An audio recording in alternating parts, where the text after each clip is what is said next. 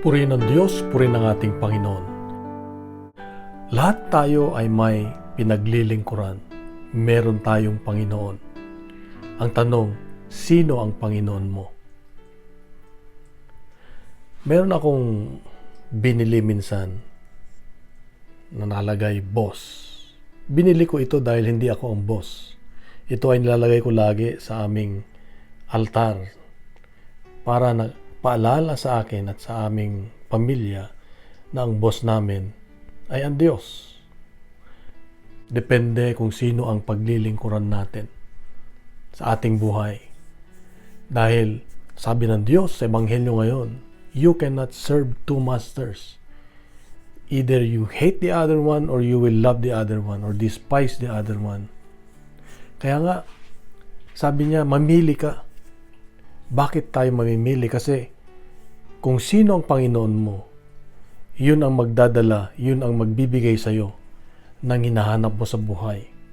Kung ang hinahanap mo ay buhay na magulo, mabigat, nakakalito, walang laging may kulang, pumunta ka sa Diyos na hindi ang Panginoon natin na Diyos. Diyos na sa trabaho, Diyos sa relasyon, Diyos na ibang tao, Diyos na material na bagay, kagaya ng pera. Pero kung gusto mo ng kagalakan, kapayapaan, pumunta ka sa totoong Diyos na nagbibigay sa atin ng buhay na may kaganapan.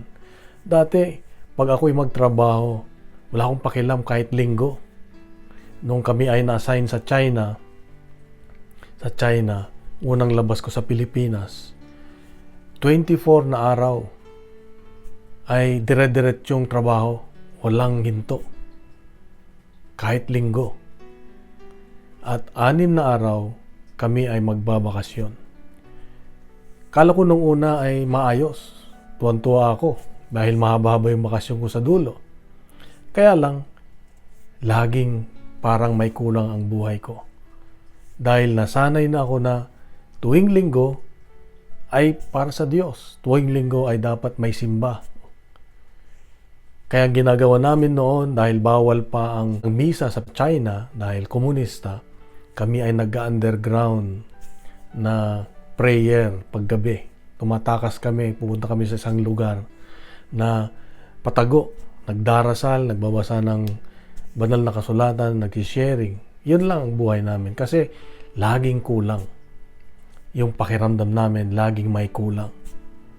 Kaya sa buhay natin, marami tayong dapat mahalin. Dapat mahalin natin ang pamilya natin, mahalin natin ang ating trabaho, mahalin natin ang ibang tao, mahalin natin ang boss natin, mahalin natin yung mga nangangailangan ng tulong. Kaya lang, ang sikreto pala ay mahalin mo muna ang Diyos. Pag minahal mo ang Diyos, ay aapaw ang pagmamahal ng Diyos at makakayanan mong mahalin ang ibang tao. Hindi pwede yung mahalin mo ang iyong asawa, wala ang Diyos. O mahalin mo ang iyong asawa, hiwalay ang Diyos. Dapat pala, ang number 1 lagi ay ang Diyos. Pangalawa lang ang asawa. Ibig sabihin, number 1 ang Diyos lagi sa buhay natin. Pangalawa lang yung ibang tao. Dahil ang pinagmumulan ng pagmamahal na totoo ay galing sa Diyos.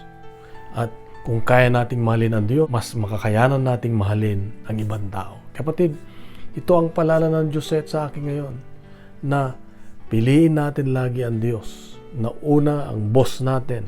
Siya ang boss natin. Siya ang master natin sa buhay. Upang tayo ay magkaroon ng kapayapaan sa ating buhay. Sabi nga, choose the master who brings you peace and not pressure. Kaya kapatid, napagandang paalala ng Diyos sa akin ngayon, sa atin ngayon. So, kung tayo po ay na-bless sa ating reflection, ay bahagi natin sa social media, gawin nating viral ang salita ng Diyos. Punuin natin ng good news ang social media. Tulungan niyo akong mag-share ito, mas marami pa ang maaabot ng mensahe ng Diyos. God bless. God is good.